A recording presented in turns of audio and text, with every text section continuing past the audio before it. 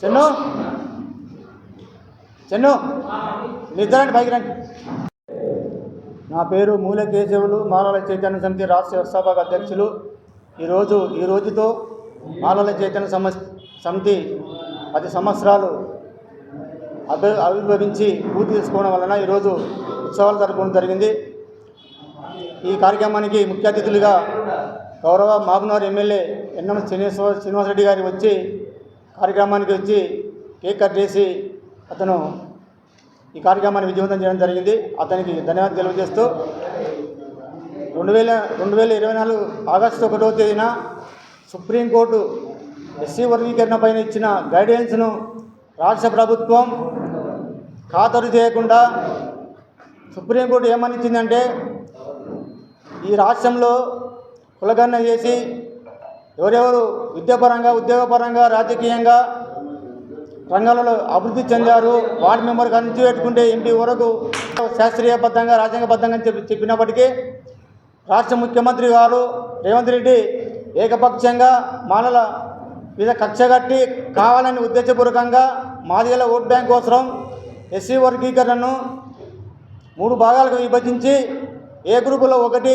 C గ్రూపులో 9%, B గ్రూపులో 5% reservation కేటాయించి మాలలకు అన్యాయం చేసిన సందర్భంగా రోస్టర్ పాయింట్స్ కూడా 16 నుంచి 20 వరకు పెంచడం వల్ల ఉద్యోగంలో కానీ, విద్యాపరంగా కానీ మాలలకు ఎక్కడ కూడా ఉద్యోగాలు వచ్చిన పాపాన లేదు.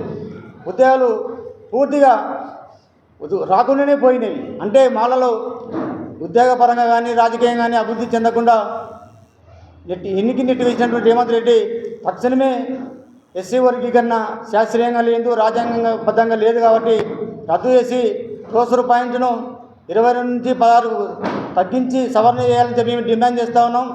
అలా చేయని పక్షంలో ఈరోజు విద్యాపరంగా కానీ, రాజకీయంగా కానీ, రాజకీయ ఉద్యోగ రంగాలలో అందరూ ధనబలం ఉన్న వాళ్ళే రాజకీయ అవకాశాలు పొందుతూ ఈరోజు రాజకీయంగా అభివృద్ధి చెందుతున్నారు.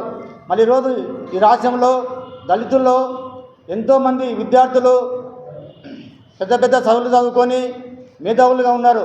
ఈరోజు ఉద్యోగాలు లేక దుర్భర జీవితం గడుపుతున్నారు. అటువంటి విద్యార్థులకు ఈరోజు రాజకీయ అవకాశాలు రావాలన్నా, ఉద్యోగాలు రావాలన్నా క్రిమిలేయర్ విధానం అమలు చేస్తేనే అది సామాజిక సమన్వయం సాధ్యమవుతుందని చెప్పి మేము సందర్భంగా తెలియజేస్తూ ఉన్నాం. భవిష్యత్తులో క్రిమిలేయర్ పైనే ఉద్యమం చేస్తాం.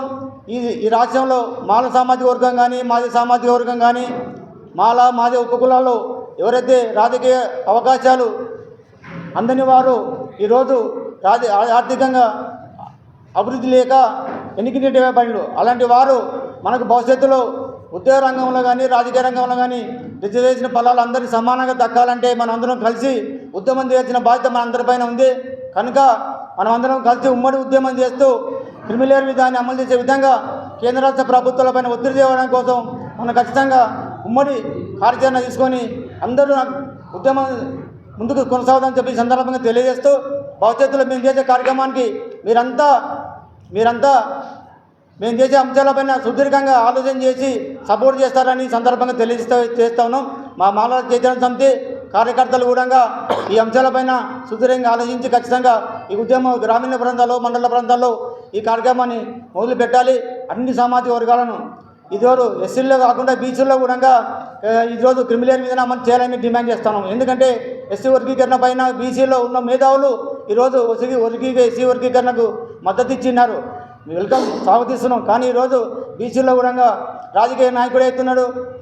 10 సార్లు ఎమ్మెల్యే అయితే అతనికే అవకాశాలు ఇస్తున్నారు. అట్లా కాకుండా బీసీలో కూడా చాలామంది రిజర్వేషన్ ఫలాలు అందక, రాజకీయ అవకాశాలు అందక అభివృద్ధిలో చాలా నెట్టివేయబడింది. కాబట్టి బీసీలో కానీ, ఎస్సీలో కానీ, ఎస్టీలో కానీ అన్ని వర్గాలకు రాజకీయ రిజర్వేషన్ ఫలాలు అందిన వారందరూ కూడా మీరు ఖచ్చితంగా మీకు అందరికీ సామాజిక సమన్వయం జరగాలంటే క్రిమిలేయర్ విధానమే సాధ్యము, దానివల్లనే సాధ్యమవుతుందని చెప్పి సందర్భంగా తెలియజేస్తాను.